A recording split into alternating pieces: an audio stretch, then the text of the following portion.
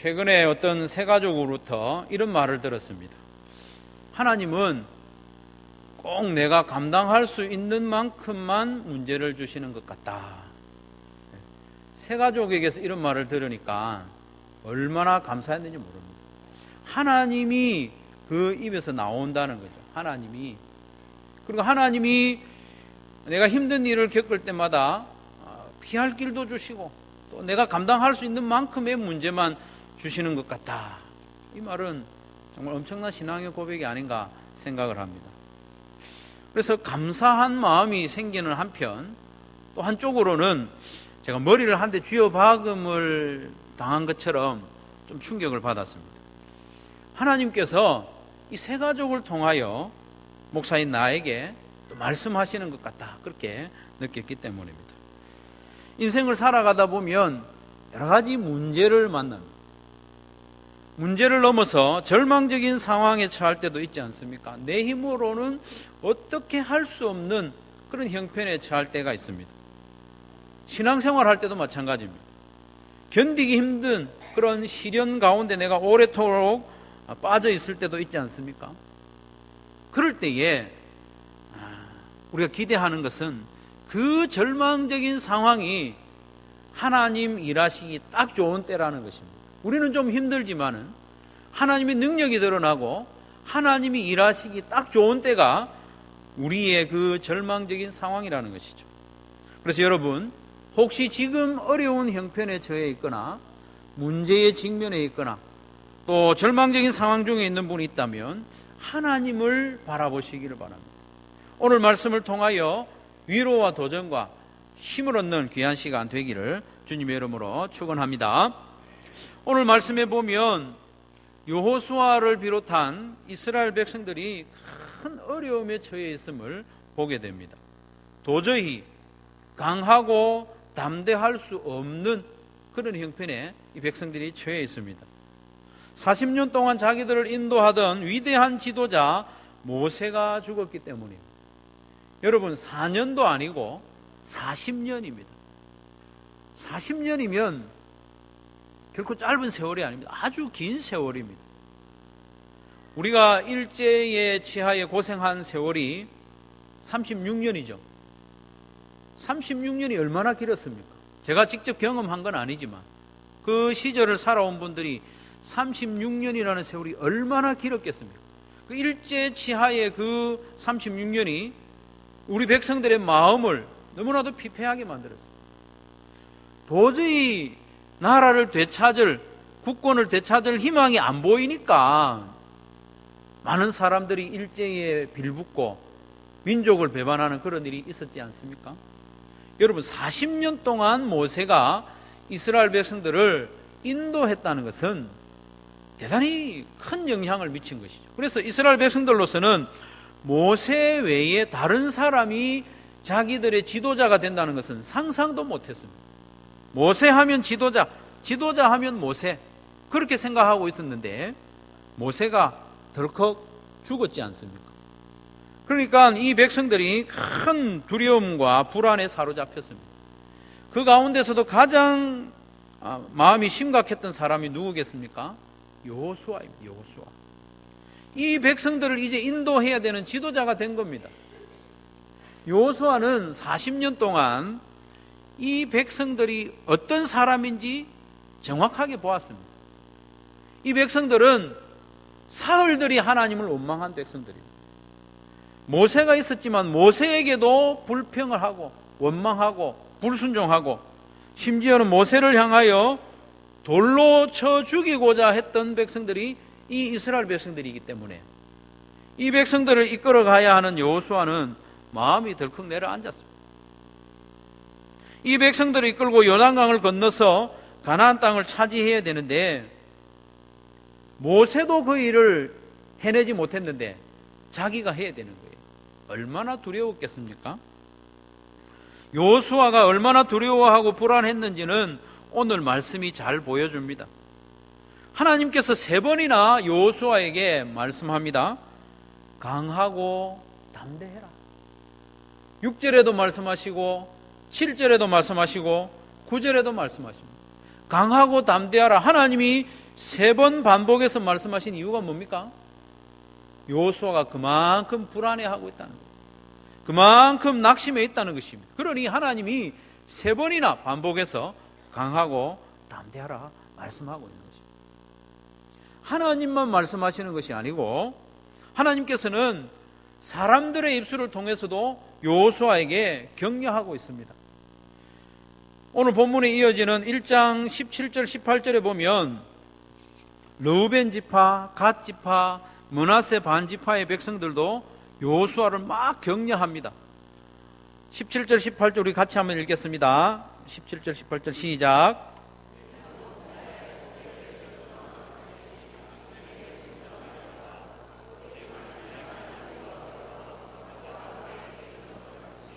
당신과 함께 계시기를 원하나이다.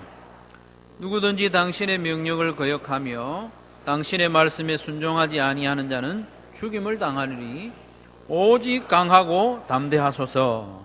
예. 하나님이 이미 강하고 담대하라 3번이나 말씀해 주셨는데 그것도 부족해서 이 백성들의 입술을 통해서 강하고 담대하소서, 하나님이 당신과 함께 하기를 원합니다. 여호수아의 마음이 좀 얼마나 또 힘이 났겠습니까? 뿐만 아니라 이방인의 입술을 통해서도 하나님이 여호수아를 격려합니다. 여리고성의 기생 라합이 어떻게 말하는가 하면 정탐하러 온 두 정탐꾼에게 이렇게 말합니다. 말하되, 기생 라합이 말하는 거죠. 말하되 여호와께서 이 땅을 너희에게 주신 줄을 내가 아노라. 우리가 너희를 심히 두려워하고 이 땅 주민들이 다 너희 앞에서 간담이 농나니 말합니다. 이방인이었던 기생 라합도 이 가나안 땅을 하나님이 당신들에게 준 것을 내가 안다. 우리 백성들도 그것을 다 안다.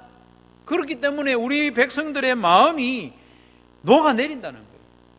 이 말을 전해 들은 여호수아의 마음이 얼마나 용기가 되었겠습니까? 하나님께서 이 여인의 입술을 통해서도 여호수아를 강하고 담대하게 만들고 있는 것이죠. 성도 여러분, 참 감사하지 않습니까? 천지를 지으신 크신 하나님께서 연약한 인생들에 대하여 긍휼히 여기시는, 얼마나 감사합니까? 연약한 우리의 마음이 흔들리고 있는 것을 하나님이 아시고 필요한 말씀을 때마다 해주시는 것이죠.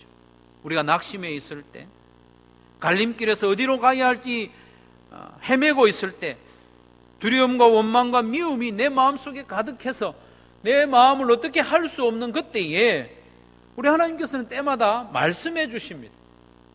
매일 성경을 펴서 읽을 때 우리에게 말씀해 주십니다. 주일에 설교 말씀을 통해서 때마다 우리에게 합당한 말씀을 들려주십니다. 때로는 목장에서 목원들이 감사하는 그 한마디를 통해서, 또 간증하는 그 말을 통해서 우리에게 말씀하시기도 하고, 심지어 어린 아이의 입에서 나오는 한마디를 통해서도 우리에게 메시지를 전해주십니다. 새가족의 간증을 통해서도 우리에게 말씀하시는 것이죠. 성도 여러분, 하나님께서 때마다 우리에게 주시는 위로와 격려의 말씀, 어떤 때는 책망하시고 질책하시는 말씀을 분별하여 들을 수 있는 저와 여러분 되시기를 간절히 바랍니다. 우리 하나님은 말씀하시는 하나님이십니다. 이 성경을 통해서도 말씀하실 뿐만 아니라 무시로 우리에게 말씀하시는데 그 말씀을 분별하여 들을 수 있는 귀가 우리에게 있어야 하겠습니다. 하나님께서는 여호수아에게 이스라엘 백성들과 함께 그 땅으로 가라, 가나안 땅으로 가라 말씀합니다. 2절에 보시면 내 종 모세가 죽었으니 이제 너는 이 모든 백성과 더불어 일어나 이 요단을 건너 내가 그들 곧 이스라엘 자손에게 주는 그 땅으로 가라 말씀합니다. 그 땅으로 가라는 말씀은 뭐 이사를 가라 이 정도의 말씀이 아니고 이 전쟁을 하라는 말씀입니다. 가나안 땅으로 건너가면 누가 있습니까? 가나안 7 족속이 있습니다. 무장을 하고 기다립니다. 이스라엘 백성들이 요단강을 건너가면 어서 오십시오, 이 땅을 차지하십시오 하지 않습니다. 전쟁을 해야 됩니다. 그런데 이스라엘 백성들은 군사훈련을 받은 적이 없습니다. 요즘 자꾸 우리 청년들이 군대를 가는데 5주, 6주 군사훈련을 받는데 이스라엘 백성들은 그렇게 훈련을 받지 않았습니다. 40년 동안 광야에 지내는 동안 무기를 만들 겨를이 없습니다. 무기가 없습니다. 그러니 이스라엘 백성들은 전쟁을 할 만한 주제가 되지 못합니다. 오합지졸에 가깝습니다. 그런데 이 백성들을 데리고 가나안의 백성들과 전쟁을 하라고 하시니 여호수아의 마음이 얼마나 더 무거웠겠습니까? 점점 무거워집니다. 그래서 하나님께서는 여호수아의 마음을 또 격려합니다. 3절 4절에 보니까 내가 모세에게 말한 바와 같이 너희 발바닥으로 밟는 곳은 모두 내가 너희에게 주었노니 곧 광야와 이 레바논에서부터 큰 강 유브라데 강까지 해쪽 속에 온 땅과 또 해지는 쪽 대해까지 지중해까지 너희의 영토가 되리라 말씀합니다. 하나님께서 말씀하시기를 그 땅을 내가 주리라 말씀하시지 않고 너희에게 주었다라고 말씀합니다. 주었노니라는 이 단어에 시제가 참 재미가 있는데 완료형입니다. 완료형. 주겠다고 하시는 것도 아니고 이미 주었다. 하나님의 말씀, 하나님이 한번 약속하신 것은 아직 시간적으로는 이르지 않았지만 그건 현실적으로 이미 이루어진 것이나 진배 없다는 것입니다. 하나님이 말씀하시면 그건 현실입니다, 여러분. 그것을 믿으시기를 바랍니다. 그래서 하나님께서는 이스라엘 백성들이 차지할 경계선까지 다 일러주시면서 가서 차지해라 말씀하는 거죠. 하나님이 이미 말씀하셨고 주셨으니 여호수아는 백성들을 이끌고 순종하여 그 땅으로 가면 된다, 그 말씀을 하고 있는 것이죠. 그리고 이어지는 5절 6절 말씀에 보면 하나님께서는 여호수아에게 말씀하시기를 내가 너와 함께 할 테니까 강하고 담대하라. 5절 6절 같이 한번 읽겠습니다. 시작.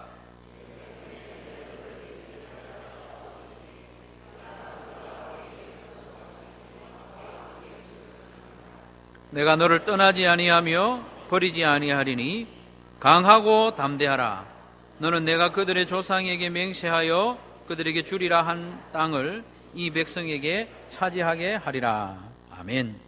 여러분, 여호수아가 강하고 담대할 수 있는 이유가 뭡니까? 오늘 말씀해 보니까 여호수아가 강하고 담대할 수 있는 이유가 뭡니까? 근거가 뭡니까? 하나님이 함께 하시기 때문에. 이 말씀을 마음에 새기기를 바랍니다. 임마누엘이 여호수아가 강하고 담대할 수 있는 이유입니다. 위대한 지도자 모세가 사라짐으로 말미암아 두려워하고 있는 여호수아와 백성들에게 하나님이 말씀하십니다. 모세는 죽었지만, 모세는 더 이상 너희들의 눈앞에 없지만 내가 너희와 함께 할 테니 강하고 담대하라 말씀하십니다. 하나님께서는 내가 너희와 함께 있으리라고 말씀하신 거 한 번으로 그친 게 아니고 3번이나 연속해서 말씀하십니다. 6절에서 말씀하시고 7절에서 말씀하시고 9절에서도 말씀하시고, 모세와 내가 함께 있었던 것 같이 너와 함께 있을 것이라 이 말씀하신 이후에도 또 다른 표현으로 말씀하십니다. 내가 너를 떠나지 아니하며 내가 너를 버리지 아니하리라. 강조하고 또 강조하는 이 하나님의 말씀, 한 번만 말씀하셔도 충분한데 3번이나 말씀하고 있는 것이죠. 더군다나 너를 떠나지 아니하며 너를 버리지 아니하리라, 이 문장 앞에 사용된 부정사가 중요한데 이 로라고 하는 부정사는 아주 강력하게 말씀하시는 거예요. 내가 절대로 너를 떠나지 아니하며 내가 절대로 너를 버리지 아니하리라, 그 표현인 것입니다. 성도 여러분, 성도의 강함이 어디서 나옵니까? 성도의 담대함이 어디에서 나옵니까? 저와 여러분의 강함과 담대함은 하나님이 함께 하시는 데 있음을 믿으시기를 바랍니다. 우리의 강함은 하나님께 있습니다. 우리의 담대함은 하나님이 나와 함께 하시는 데 있습니다. 우리가 가진 것에 우리의 강함이 있지 않습니다. 우리의 뒤를 봐주는 어떤 사람에 의해서 우리가 담대할 수 없습니다. 그것은 무너지는 것입니다. 가진 것이라고도 없는 사람일지라도, 의지할 사람 하나 없어도 하나님이 함께 하시면 강하고 담대할 수 있음을 믿으시기를 바랍니다. 하지만 우리가 강하고 담대한 이 말씀에서 명심해야 할 것이 있습니다. 이 강하고 담대하라는 말씀은 아무데나 갖다 붙일 수 있는 말씀이 아닙니다. 내가 뭔가 계획하고 준비해 나가는 중에 여호수아 1장 말씀을 본 거예요. 강하고 담대하라는 말씀이 있으니 내 계획과 내 성공을 위해서 강하고 담대하게 밀어붙이리라. 거기에 붙일 수 있는 말씀이 아니라는 것입니다. 강하고 담대하라는 이 말씀은 우리 개인의 성공이나 우리의 안락을 위해서 주신 말씀이 아닙니다. 여호수아와 그 백성들이 그 땅을 차지하고 성공하는 그 자체를 위해서 준 것이 아니라는 말씀입니다. 하나님께서 아브라함을 택하여 부르시고 그 아브라함의 후손이 이스라엘이 되게 하시고 그 이스라엘을 애굽에서 불러내신 그 하나님의 귀한 뜻이 있다는 것입니다. 그 뜻을 위하여 강하고 담대하라는 것입니다. 출애굽기 19장 5절 6절의 말씀에 보면 하나님의 뜻이 여기에 있습니다. 세계가 다 내게 속하였나니 너희가 내 말을 잘 듣고 내 언약을 지키면 너희는 모든 민족 중에서 내 소유가 되겠고 너희가 내게 대하여 제사장 나라가 되며 거룩한 백성이 되리라. 너는 이 말을 이스라엘 자손에게 전할지니라. 아멘. 하나님의 이 목적, 이 백성들을 향한 계획, 이 이스라엘 백성들을 하나님의 소유로 삼으시고 하나님의 백성으로 삼으시고 거룩한 삶을 살게 하시는 거예요. 가나안 땅에서. 그런 가운데 이 백성들로 하여금 열방에 대하여 제사장 나라가 되게 하는 것이 하나님의 뜻입니다. 이스라엘 백성들이 열방에 하나님을 드러내고 이 이스라엘 백성들로 말미암아 열국이 하나님께로 돌아오는 그 일을 위하여 이스라엘 백성들을 택하여 부르셨다는 것입니다. 하나님께서는 그 목적을 위하여 여호수아와 백성들에게 강하고 담대하라 말씀하고 있습니다. 이 영적인 전쟁 앞에서 하나님께서 맡기신 이 사명 앞에서 강하고 담대하라 말씀하고 있는 것이죠. 그러니 저와 여러분도 하나님께서 내게 주신 그 사명, 그 직분, 나를 통하여 이루시기 원하시는 하나님의 그 뜻 앞에서 강하고 담대하라 말씀하는 것입니다. 우리 욕심을 위해서, 내 계획을 위해서, 내 성공을 위해서 강하고 담대하라 말씀하시는 것이 아닌 것입니다. 예수님께서도 제자들에게 이와 비슷한 말씀을 하셨지 않습니까? 마태복음에서는 예수님을 임마누엘로 소개하고 있습니다. 예수님이 태어나시기 전부터 예수님의 이름을 임마누엘이라고 했습니다. 하나님이 우리와 함께 계시다. 마태복음 1장 23절에. 근데 참 놀랍게도 마태복음 마지막 장 마지막 절에서도 보면 예수님이 임마누엘을 말씀하십니다. 승천하시기 이전에 말씀해 보면 볼지어다 내가 세상 끝날까지 너희와 항상 함께 있으리라. 하나님께서 여호수아에게 주신 말씀 아닙니까? 예수님이 제자들에게 주신 말씀, 볼지어다 내가 세상 끝날까지 너희와 항상 함께 있으리라. 그러니 너희들 강하고 담대해라. 제자들이 뭐 합니까? 제자 삼는 일입니다. 영혼 구원하는 그 일에 헌신하며 그 사명에 충성할 때 우리 주님께서 세상 끝날까지 너희와 항상 함께 있으리라. 그러니 너희들 강하고 담대하라 말씀하지 않습니까? 사랑하는 성도 여러분, 하나님께서 내게 주신 사명과 직분을 붙잡고 충성하는 가운데 오늘의 형편이 정말 형편없을지라도 우리는 강하고 담대할 수 있습니다. 왜 그렇습니까? 하나님이 우리와 함께 하시고 하나님의 뜻이 우리를 통하여 이루어질 것이기 때문입니다. 성도 여러분, 전쟁 앞에서 강하고 담대하라 명하신 하나님께서는 이 말씀 앞에서도 강하고 담대하라고 명하고 있습니다. 7절 말씀이 대단히 중요한 말씀입니다. 7절 말씀 같이 읽겠습니다. 시작.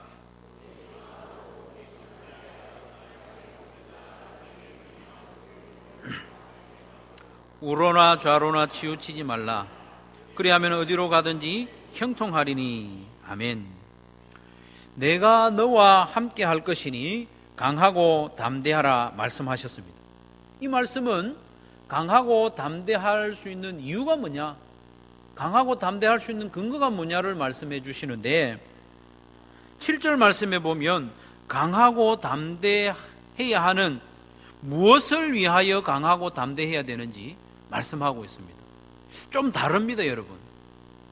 강하고 담대하여 말씀을 읽고 묵상하고 행하라 말씀합니다. 말씀 앞에서 말씀에 대하여 강하고 담대하라 말씀하고 있습니다, 여러분. 좀 다릅니다, 여러분. 모세를 통하여 주신 그 율법의 말씀, 그 말씀을 읽고 묵상하고 그 말씀을 행하고, 한 번 행하는 것이 아니라 행하는 그것을 지키기 위하여 너는 마음을 강하고 담대하게 하라. 전쟁 앞에서 강하고 담대하라는 말씀보다 훨씬 더 강하게 말씀하고 있습니다. 오직 강하고 극히 담대하여 말씀을 읽고 묵상하고 행하라 하고 있습니다.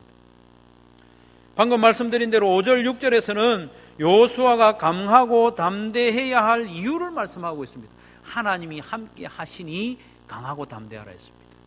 그런데 7절에서는 무엇을 하기 위해서 강하고 담대해야 하는지 말씀하고 있는 것이죠. 모세를 통하여 주신 그 하나님의 말씀, 그 말씀대로 살기 위하여 강하고 담대하라고 명령하고 있습니다. 말씀대로 행하기 위해서는 우리에게 용기가 필요합니다, 여러분. 강하고 담대한 마음을 가지지 않고는 말씀대로 살 수 없습니다, 여러분. 그래서 하나님께서는 8절에 다시 말씀합니다. 이 율법책을 내 입에서 떠나지 말게 하며 주야로 그것을 묵상하여 그 안에 기록된 대로 다 지켜 행하라. 그리하면 내 길이 평탄하게 될 것이며 내가 형통하리라. 이 말씀을 지켜 행하라고 말씀하셨는데, 이 행하는 것을 지킨다는 말입니다. 그러니까 한 번, 두 번 행하는 것으로 끝내는 것이 아니고 그 행하는 것을 계속 유지하고 지켜나가는 것이죠. 좌로나 우로나 치우치지 않고 말씀대로 살아가는 것을 말합니다. 모세가 죽은 후에 백성의 지도자로 세움을 받은 여호수아에게 하나님께서는 결론적으로 하시는 말씀이 이겁니다. 여호수아는 하나님의 말씀을 입에서 떠나지 않게 해야 했습니다. 여호수아는 그 마음에서 하나님의 말씀을 계속 묵상해야 했습니다. 여호수아는 그 몸으로, 삶으로 그 말씀대로 행해야만 했습니다. 한번 행하는 것으로 그치는 것이 아니고 그것을 지켜나가야 했습니다. 여기서 여호수아의 길이 평탄하고 형통한다고 했는데 그게 무엇을 뜻할까요? 여호수아가 성공하는 것을 말합니까? 여호수아가 영광을 누리는 것을 말합니까? 아닙니다. 여호수아가 형통한다는 것은 앞에서 말했던 것이 반복되는데 하나님이 함께 하는 것을 말합니다. 신기하지 않습니까? 여호수아가 형통한 것은 다른 게 아니고 하나님이 함께 하는 것을 말합니다. 그래서 9절에 이렇게 정리해서 말씀합니다. 내가 네게 명령한 것이 아니냐, 강하고 담대하라. 그래서 말씀을 지켜 행하라. 그 말씀이 잠시 생략이 되고, 두려워하지 말며 놀라지 말라. 내가 어디로 가든지 내 하나님 여호와가 너와 함께 하느라 하시니라. 아멘. 9절은 5절 6절 말씀에 강하고 담대하라 말씀하셨고, 7절 8절 말씀에서 강하고 담대하라 말씀하셨는데 그것을 종합하고 요약하는 말씀이 9절입니다. 여러분, 강하고 담대하여 하나님의 말씀을 지켜 행하면 어디로 가든지 형통하리라. 7절 8절 말씀이 그렇게 말씀했지 않습니까? 그런데 9절 말씀에서는 그 말씀을 강하고 담대한 마음으로 지켜 행하면 어디로 가든지 하나님이 너와 함께 하리라 말씀을 바꿔서 하고 있습니다. 여러분, 형통하다는 말씀과 하나님이 함께 한다는 말씀이 같은 말씀이라는 것이죠. 성도에게 형통이란 성공의 동의어가 아닙니다. 성도에게 형통이란 하나님이 함께 하시는 것임을 믿으시기를 바랍니다. 하나님이 함께하는 것이 형통한 것입니다. 다른 게 형통한 게 아니고 하나님이 함께 하시는 것이 형통입니다. 그것 자체가 형통입니다. 성도가 하나님의 말씀 붙잡고 몸부림치고 그 말씀대로 살아가는 것, 그렇게 하다가 때로는 손해를 볼 수도 있죠. 아플 때도 있죠. 그러나 하나님의 말씀 붙잡고 살아가는 그것이 형통입니다. 그래서 성경은 요셉을 가리켜서 형통한 자라 말씀하지 않습니까? 창세기 39장 2절에 보면 여호와께서 요셉과 함께 하심으로 그가 형통한 자가 되었다고 했습니다. 이어지는 23절에도 간수장은 그의 손에 맡긴 것을 무엇인지 살펴보지 아니하였으니 이는 여호와께서 요셉과 함께 하심이라. 여호와께서 그를 범사에 형통하게 하셨더라. 아멘. 성경은 형님들의 손에 노예로 팔려간 17살짜리 소년을 가리켜서 형통한 자라고 말씀합니다. 하나님 앞에서 범죄하지 않으려고 애를 쓰고 몸부림치다가 억울하게 감옥에 갇혀있는 이 요셉을 가리켜서 요셉은 형통한 자다고 말씀합니다. 왜 그렇습니까? 하나님이 함께 하셨기 때문에. 감옥에 갇힌 자가 어떻게 형통한 자입니까? 그러나 하나님이 함께 계시니까 하나님이 일컬어서 그는 형통한 자라고 말씀합니다.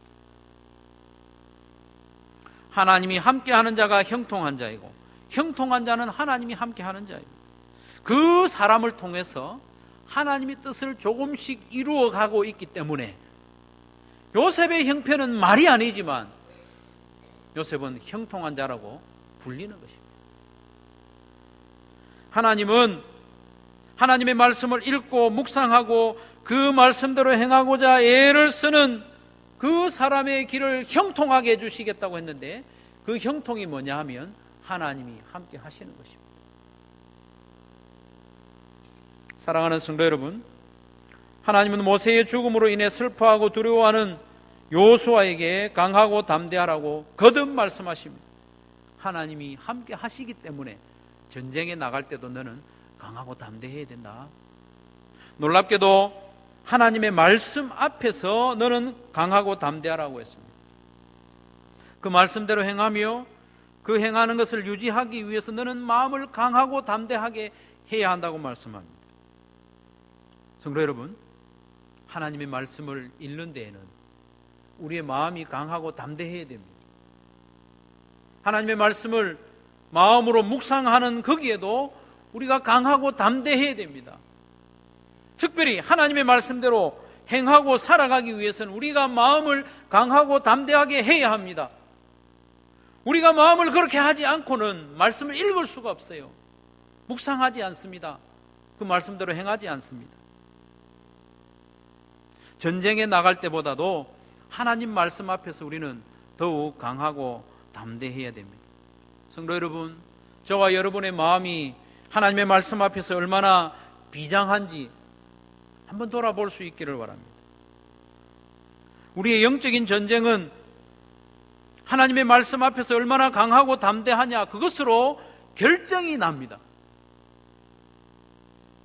여호수아와 이스라엘 백성들이 그 가나안 땅 전쟁, 그 치열한 전쟁, 그 전쟁이 어디에서 결정나느냐? 하나님의 말씀 앞에 대한 그런 반응과 순종에서 결정이 납니다. 우리의 길이 평탄하고 형통한 것도 하나님의 말씀에 대한 우리의 자세와 반응에서 결정이 납니다. 다른 데서 결정나는 게 아닙니다. 왜냐하면 하나님의 말씀을 입으로 읽고 마음으로 묵상하고 몸으로 행하는 그 사람과 하나님이 함께 하시기 때문에, 하나님이 함께 하시는 그것이 바로 형통이기 때문에 그렇습니다. 여러분, 말씀에 순종하여 살아가는 성도보다 더 형통한 사람은 없습니다. 극단적인 예로 두 사람이 있습니다. 하나님은 말씀하시기를 너는 내 앞에서 다른 우상을 만들지도 말고 그것을 섬기지 말라 말씀하셨는데, 한 사람은 그 말씀에 순종하여 순교했습니다. 한 사람은 두려워하면서 믿음을 포기하고 우상을 섬겼습니다. 이 사람은 살아남았습니다. 부귀와 영화도 누렸습니다. 이 두 사람 중에 누가 형통한 사람입니까? 하나님의 말씀 따라 사는 사람이 형통한 사람입니다. 살아남는 것이 형통한 것이 아닙니다. 부귀와 영화를 누리는 것이 형통한 것이 아닙니다. 하나님의 말씀 따라 살아가는 것이 형통입니다. 우리의 말씀 생활을 돌아보기를 바랍니다. 한번 결단해야 됩니다. 우리는 하나님의 말씀에 대하여 강하고 담대한 마음을 가져야 됩니다. 하루 24시간 살아가면서 성경을 한 번도 펴지 않고 살아가는 우리, 강하고 담대한 마음을 가져야 됩니다. 어떤 일이 있어도 난 하나님의 말씀 앞에 서리라. 시간을 정해놓고 서리라. 하루 석 장이라도 반드시 내가 찬찬히 성경을 읽으리라. 하루 살아가면서 아침에 읽었던 그 말씀 묵상하리라. 내게 도전으로 주신 그 한 말씀 내가 행하리라. 강하고 담대한 마음으로 결단하시기를 바랍니다. 그래야 우리가 말씀을 읽고 묵상하고 그 말씀대로 조금씩 살아갈 수 있습니다. 그것이 바로 형통한 인생이고 하나님이 함께하는 삶입니다. 성도 여러분, 전쟁에 나가는 여호수아에게 강하고 담대하라고 말씀하시는 것은 이해가 됩니다. 그런데 하나님의 말씀 앞에서 강하고 담대하라고 말씀하시는 하나님의 마음, 우리가 마음에 새겨야 됩니다. 마음을 강하게 하고 극히 담대하게 하여서 하나님의 말씀을 입으로 읽고 마음으로 묵상하고 몸으로 행하는, 그래서 진정으로 형통한 삶을 살아가는 저와 여러분 되시기를 주님의 이름으로 축원합니다. 우리 말씀을